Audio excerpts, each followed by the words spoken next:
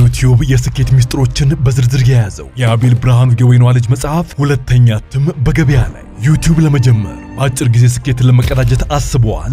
ዩቲዩብ ብጀምር ስንት ብር አገኘሁም ብሎ አስበዋል? እንግዲያውስ በዩቲዩብ 2 የወርቅ 3 የብር ሽልማቶችን ያገኘው የአቤል ብርሃኑ የወይኗ ልጅ የዩቲዩብ ሚስጥሮች መጽሐፍ በዝርዝር ሁሉንም ያብራራሉታል። ዛሬውኑ ገዝተው ህልሞን እውን የሚያደርጉበትን የዩቲዩብ የስኬት መንገድ ይጀምሩ። በሀገር ቤት አከፋፋይ አዲስ አበባ ሜክሲኮ ኮሜርስ መጽሐፍት መደብር። በውጭ ሀገራት ለምትገኙ ከአማዞን ላይ ብታዙ በቀናት ውስጥ ደጁ ይደርሳል። የአማዞን ሊንኩን እዚህ ቪዲዮ ኮሜንት ላይ ያገኙታል። የዩቲዩብ ሚስጥሮች ዘመኑ ጋር ተፈላጊ መጽሐፍ።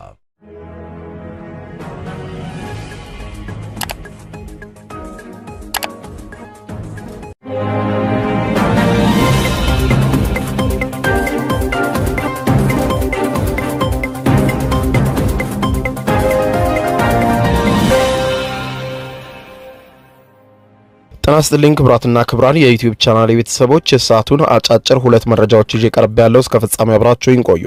ክብራን አድማጮች፣ በዚህ ሰዓት የመረጃ ጊዜ የማስደምጣችሁ መረጃ የመጀመሪያው የኤርትራው ፕሬዝዳንት ኢሳያስ አፈወርቂ በተለይም ጠቅላይ ሚኒስትር ዶክተር አብይ አህመድ ወደ ስልጣን ከመጡ በኋላ ታይቶም ተሰምቶም በማይታወቅ በተባለ መንገድ የኢትዮጵያን መንግስት ሲወርፉ ታዩ። ኢትዮጵያውያን ለአመጽ እንዲነሳሱ ሲናገሩ እንዲሁም ደግሞ ጦርነት ሊከፈት እንደሆነ ሲናገሩ ተደምጠዋል። ምሽቱን በርካቶችም ባስደመመውና የኤርትራን 34ኛ የነጻነት በዓል አስመልክተው ባደረጉት ንግግር ነው። ኢትዮጵያን በተመለከተ የተናገሩት ንግግር በርካቶችን ያስገረመው፣ ኢትዮጵያውያንን ደግሞ ፈገግ ያስባልና ያስገረመው ሆኗል። የፕሬዝዳንቱ ንግግር በተለይም ኢትዮጵያውያን ሀገራቸውን ለማዳን አመጽ ይውጡ የሚለው ንግግራቸው ላለፉት ረጅም አመታት ኢትዮጵያ ወደብ አልባ እንድትሆን እንድትከፈል ካደረጉት መሪ መውጣቱ ደግሞ በርካቶችን ያስገረመና ያሳቀ እንዲሆን አድርጎታል። የኤርትራው መሪ ንግግር በተወሰነ ደረጃ የማስደምጣችሁ ነው የሚሆነው ጉዳዩን በተመለከተ። በሌላ በኩል ደግሞ ክቡራን አድማጮች እንዲሁ የአሜሪካ መንግስት ከዚህ ቀደም በኢትዮጵያ አየር መንገድ ላይ በደረሰው አደጋ የወሰነው ውሳኔ በርካቶችን አሳዝኗል። የሟች ቤተሰቦችም በእጅጉ ይህ የአሜሪካ የፍርድ ቤቶች ውሳኔ በእጅጉ እንዳሳዘናቸው ያልጠበቁት እንደሆነ እየገለጹ ነው። ጉዳዩን አስመልክቶ የምታደምጡት መረጃ ይኖራል። እስከ ፍጻሜ ቆዩ። ዝርዝር መረጃውን አድምጡ ግብዣዬ ነው። ወደ መረጃዎቹ አለፍኩ። አብረን እንከታተለው። በቅድሚያም የኤርትራው ፕሬዝዳንት ኢሳያስ አፈወርቂ በቅርብ ዓመታት ታይቶ የማይታወቅ የተባለ ከባድ ውንጀላና ዛቻ በኢትዮጵያ ላይ ሲሰነዝሩ አመሹ። ኢትዮጵያውያንም ለአመጽ ይነሱ ሲሉ ጥሪ ማቅረባቸው በርካቶችን ግርምት ላይ ጥሏል። የኤርትራን 34ኛ ዓመት የነጻነት በዓል በማስመልከት ትናንትና መሻሹን ንግግር ያደረጉት የኤርትራው ፕሬዝዳንት ኢሳያስ አፈወርቂ ምናልባትም ሀገራቸው ኤርትራ ከኢትዮጵያ ጋር እርቅ ከፈጸመችበት ከዛሬ 7 ዓመት ወዲህ ጠንከር ያለ ንግግር በኢትዮጵያ ላይ ሲናገሩ ታይቶም ተሰምቶም አይታወቅም ነበር። ላለፉት 34 ዓመታት ኤርትራን የመሩት አዛውንቱ መሪ ፕሬዝዳንት ኢሳያስ አፈወርቂ በንግግራቸው እንዳሉት የኢትዮጵያ መንግስት የሌሎች ሀገራትን አጀንዳ ይዞ በቀጠናው ላይ ግጭት ሊቀሰቅስብን ነው በማለት የኢትዮጵያ መንግስትን የከሰሱ ሲሆን ኢሳያስ አፈወርቂ በንግግራቸው የኢትዮጵያ መንግስት በውጭ ኃይሎች ይደገፋል ይበሉ እንጂ የውጭ ኃይሎቹም ማንነት ግን መዘርዘር አልፈለጉም ወይም ከመዘርዘር ተቆጥበዋል። ሊያቀርቡ የሚፈልጓቸው ምክንያቶች ብዙ ናቸው የሚሉት ኢሳያስ አፈወርቂ የውሃ ጉዳይ፣ ናይልና ቀይ ባህር፣ የባህር በር ማግኘት እንዲሁም ሌሎችም ጉዳዮች አሉ። የኩሽና የሴም ግጭትና የአፋር ህዝብና መሬትንም ለዚህ አጀንዳ መጠቀምና ጦርነትም በሰፊው ይቀሰቀሳል ያሉት ፕሬዝዳንት ኢሳያስ አፈወርቂ የኢትዮጵያ መንግስት ይህንን ለማሳካት የጦር መሳሪያ እየገዛና ወታደራዊ ጡንቻውንም እያፈረጠመ ነው ሲሉ የኢትዮጵያ መንግስት ላይ ክስ አቅርበዋል። ከዚህ ቀደም እስረኞችን ጭምር በመፍታትና ወደ ሳዋ እንዲቀላቀሉ በማድረግ በይፋ የክተት አዋጅ ያወጁት ፕሬዝዳንት ኢሳያስ አፈወርቂ የጦርነት ስጋት አለብኝ በማለት ለመጀመሪያ ጊዜ ተናግረዋል። ከኢትዮጵያ ጋር የነበረው ተስፋ ሰጪ ሁኔታ አሁን ተኗል በማለት የጠቀሱት አዛውንቱ መሪ የኢትዮጵያ ህዝብም ለአመጽ እንዲነሳ ሲቀሰቅሱም ተደምጠዋል። አሳፋሪ በተባለውና በበርካታ ኢትዮጵያውያን በተተቸው በዚህ ንግግራቸው ላይ ቀድሞውኑ የገነጠሏትና በተለይም ላለፉት 34 ዓመታት ወደብ አልባ አድርጋ እንድትቆይ ያደረጓት የኤርትራው ፕሬዝዳንት ኢሳያስ አፈወርቂ ለኢትዮጵያ አሳቢ መስለው መታየትን በትናንትናው ዕለት መርጠዋል። እሳቸው ለጦርነት እየተዘጋጁ ባለበት በአሁኑ ሰዓት አላግባብ ክስ በኢትዮጵያ ላይ ያሰሙ ሲሆን ኢትዮጵያውያንም ተነስተው ለአመጽ እንዲወጡ መጥራታቸው ደግሞ በርካቶችን ያሳቀና ያስደነቀ ሆኗል። ከዚህ ቀደም የአሜሪካው የሜሪላንድ ግዛት ሴናተር የሆኑት ክሪስ ቫን ሆለን ኤርትራ የጦርነት ዝግጅት እያደረገች መሆኗን በመረጃ አጋልጠው ነበር። ባሳለፍነው ሳምንት በወጡት ዘገባዎችም በተለይም ደግሞ በአሜሪካው ምክር ቤት የሴኔት ውጭ ጉዳይ ስብሰባ ላይ የኤርትራ ፕሬዝዳንት ኢሳያስ አፈወርቂ ለወታደሮች ጥሪ ማድረጋቸውንና ለጦርነት ዝግጅት እያደረጉ መሆኑን የሚያሳዩ በርካታ ሪፖርቶችም መውጣታቸውን በመናገር ኤርትራ ላይ አንድ ነገር ሊደረግ ይገባል በማለት መናገራቸው ይታወቃል። ለዚህ ምላሽ የሰጡት የቀድሞው የአሜሪካ ውጭ ጉዳይ ቢሮ ኃላፊ የነበሩት ጆሹዋ ሜስቬይን በበኩላቸው ኤርትራ አሁንም ትግራይ ውስጥ መሬት ተቆጣጥራ እንደምትገኝና በኢትዮጵያውያን ላይ ስጋት መደቀኗን በመግለጽ የጦርነት ዝግጅት ማድረጓም እሙን መሆኑንና የተረጋገጡ መረጃዎችን መውጣታቸውን በመጥቀስ የኤርትራ ኃይሎች የኢትዮጵያ መሬት ለቀው ሊወጡበት የሚችል አሰራር በፍጥነት ሊኖር እንደሚገባም ተናግረው ነበር።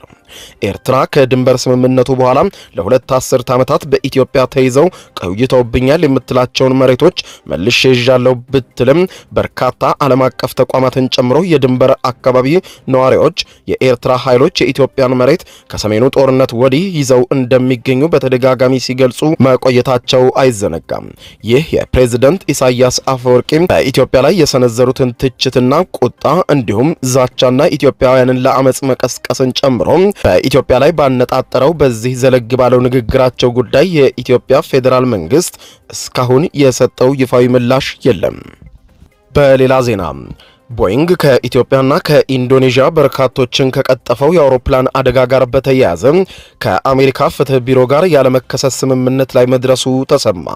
ስምምነቱ በርካቶችን አስቆጥቷል ተብሏል። ቦይንግ የኢትዮጵያና የኢንዶኔዥያ አየር መንገዶች ላይ ከደረሱት 2737 ማክስ 8 አውሮፕላኖች የመከስከስ አደጋ ጋር በተያያዘ ከአሜሪካ መንግስት ጋር ያለመከሰስ ስምምነት ሊያደርግ መሆኑን የአሜሪካ የፍትህ መስሪያ ቤት አስታውቋል። በስምምነቱ መሰረት አውሮፕላን አምራቹ ቦይንግ የሚቀርብበት የማጭበርበር ወንጀል ክስ የሚነሳለት ሲሆን ቦይንግ የፌዴራል አቪዬሽን ባለስልጣናትም የሚያካሂዱትን ምርመራ ማደናቀፉን አምኖ ለጥፋቱ 1.1 ቢሊዮን የአሜሪካን ዶላር ቅጣት ለመክፈል ተስማምቷል ተብሏል። እንደ አውሮፓውያኑ አቆጣጠር በ2018 እና በ2019 የደረሱት ሁለት የአውሮፕላን መከስከሶች የ346 ሰዎችን ህይወት በልተዋል። የሟችን ቤተሰቦችም ማነጋገሩ የተገለጸ ሲሆን የሟች ቤተሰቦችም መንግስትን በጉዳዩ ላይ አጥብቀው ተችተዋል ተብሏል። እንደ አውሮፓውያን አቆጣጠር በ2019 በኢትዮጵያ በተከሰተው የአውሮፕላን መከስከስ አደጋ እህቱን ያጣው ሆቬር ዱ ሉዊስ በውሳኔው የተሰማውን ቅሬታ ቦይንግን በከሰሱ ቤተሰቦች ጠበቆች በኩል ባወጣው መግለጫ አስታውቋል። ይህ እርምጃ በመላ አገሪቱ ላሉ ኩባንያዎች ያስተላለፈው መልእክት ምርቶቻችሁ ለደንበኞቻችሁ ደህንነት የተጠበቀ ለማድረግ አትጨነቁም፣ ብትገድሏቸውም ትንሽ ቅጣትን ገንዘብ ትከፍሉና ስራችሁን ትቀጥላላችሁ የሚል አንድምታ አለው። በእጅጉ ያሳዝናል ክሱ ከቦይንግ ላይ መነሳቱ ብሏል።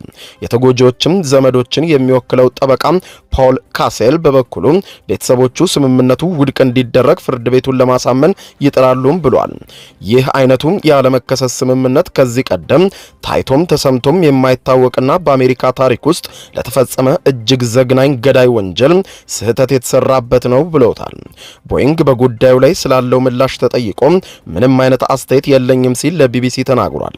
የአሜሪካ የፍትህ ሚኒስትርም አስተያየት አልሰጥም ብሏል። የአሜሪካ የፍትህ መስሪያ ቤት ባሳለፍነው አርብ ዕለት ለፍርድ ቤት ባቀረበው ማመልከቻ ላይ ቦይንግ በአሜሪካ የፌዴራል አቪዬሽን አስተዳደር የሚደረገው ምርመራ ለማደናቀፍና ለማስተጓጎል ማሴሩን በዚህም የተነሳ ከ1.1 ቢሊዮን የአሜሪካን ዶላር በላይ ቅጣት እንደሚከፍልም ተናግሯል። ቦይንግ በጸረ ማጭበርበርና በስነ ምግባር መርሃ ግብሩ ላይ ማሻሻያ ማድረጉን መቀጠል ይኖርበታልም ተብሏል። አሜሪካ ፍርድ ቤት ቦይንግ የተባለውን የአሜሪካን ካምፓኒ ለማዳን የሄዱበት ርቀት በርካቶችም እያነጋገረና በርካቶችም በፍርድ ቤቱ ላይ ትችታቸውን እየሰነዘሩ ነው። ቦይንግ 737 ማክስ አውሮፕላኖች እንደ አውሮፓውያኑ አቆጣጠር በ2019 ከኢትዮጵያ አየር መንገድ አውሮፕላን ላይ ከደረሰው አደጋ በኋላ ለ2 ዓመት ያክል በዓለም አቀፍ ደረጃ አውሮፕላኖቹ እንዲቆሙ ተደርገው ነበር። በዚህ አደጋ በአውሮፕላኑ ውስጥ የነበሩ 157 ሰዎች ሕይወታቸውን አጥተዋል። ይህ አደጋ ከመድረሱ 5 ወራት ቀደም ብሎ ደግሞ በተመሳሳይ በ189 ሰዎች ላይ ሞት ያስከተለ አደጋም በተመሳሳይ አውሮፕላን መድረሱ ይታወቃል። ሁለቱም አደጋዎች ከተሳሳቱ የበረራ መቆጣጠሪያ ስርዓቶች ጋር የተገናኙና ሆን ብሎ ቦይንግ የፈጸማቸው ስህተቶች ለአደጋ እንደዳረጉም ተጋልጧል። እንደ አውሮፓውያን አቆጣጠር በ2021 የመጀመሪያው የትራምፕ ፕሬዝደንት ስልጣን ማብቂያ ላይ ቦይንግ ከአቃቢ ሕግ ጋር ለ3 ዓመታት ያለመከሰስ ስምምነት ደርሶ ነበር። የፌዴራል አቃቢ ሕጎች ቦይንግ ያንን ስምምነት የአሜሪካ ሕጎች ሲጣሱ ለመለየት የሚያስችል ስርዓትና የሥነ ምግባር መርሃ ግብር ባለመዘርጋቱና ባለመከተሉ ጥሷል ብለዋል። የስምምነቱ ጊዜ ከማብቃቱ 2 ቀናት በፊት በአላስካ አየር መንገድ የሚተዳደረው 737 ማክስ 9 በበረራ ላይ እያለ መስኮቱ ተገንጥሎ ወድቋል። ባለፈው ዓመት ደግሞ ቦይንግ የፍርድ ሂደቱን ለማስቀረት በማጭበርበር ወንጀል ጥፋተኝነቱን ለማመን ተስማምቶ ነበር። ነገር ግን የፌዴራሉ ዳኛ ስምምነቱ ላይ ያላቸውን ስጋትና የሕግ ክፍተትን በመጥቀስ ውድቅ አድርገውት ነበር።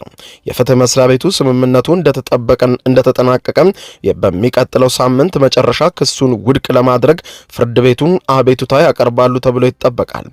መስሪያ ቤቱ ለፍርድ ቤት ባስገባው ማመልከቻ ላይ ስምምነቱ ቦይንግን ለአደጋዎቹ ተጠያቂ ከማድረግ በተጨማሪ ከፍተኛ ጥቅሞች ላይ ዋስትና ይሰጣልም ተብሏል። ይህም ችሎት ላይ በመቅረብ የሚታየው እርግጠኛ አለመሆንና የሙግት አደጋንም ያስቀራልም ተብሏል። የበርካታ ሟች ቤተሰቦችም ጉዳዩ በችሎት እንዲታይና የቀድሞ የቦይንግ ኃላፊ ለፍርድ እንዲቀርቡ ሲጠይቁና የወንጀል ክሱንም ለማቋረጥ የተደረጉ ሙከራዎችን ሲቃወሙ ቆይተዋል። የአሜሪካ ፍርድ ቤቶች ግን ቦይንግን ነፃ ለማውጣት የሄዱበት ርቀት እጅግ አሳዛኝ ተብሎም ተተችቷል። በአደጋው የተጎዱ ቤተሰቦችን የሚወክለው ጠበቃ ሮበርት ክሊፎርድ ይህ የልብ ወዳጆች ስምምነት ነው ሲል የፍትህ መስሪያ ቤቱ ቦይንግን ለማዳን የፈጸመውን ስምምነት በእጅጉ የሚያሳዝን እርባና ቢስ ሲል ተችቶታል። በኢትዮጵያ አየር መንገድ መከስከስ የ28 ዓመቷ ሴት ልጇን ያጣቸውን ፈረንሳዊቷን ካትሪን በርቴት ቦይንግ ከወንጀል ነፃ ለማድረግ የተደረሰው ስምምነት በጣም እንዳስገረማትና ያልጠበቀችው እንደሆነ ገልጻለች። የአሜሪካ መንግስት በጣም የምወዳት ሴት ልጄን ካሚልን ጨምሮ በ346 ሰዎች ሕይወታቸውን እንዲያጡ ያደረገውን ቦይንግ ከክስ እንዲያመልጥ የሚያደርገውን ጭፍን እምነት አዳብሯል በማለት ገልጻለች። ክቡራን አድማጮች ለሰዓቱ ብታደምጧቸው መልካም ናቸው ያልኳቸው አጫጭር 2 መረጃዎች የሰማችኋቸው ነበሩ። ከሰዓታት በኋላ በሌላ መረጃ ተመልሰን እስከምንገናኝ በያለንበት የዓለም ዳር ቸር እንቆይ።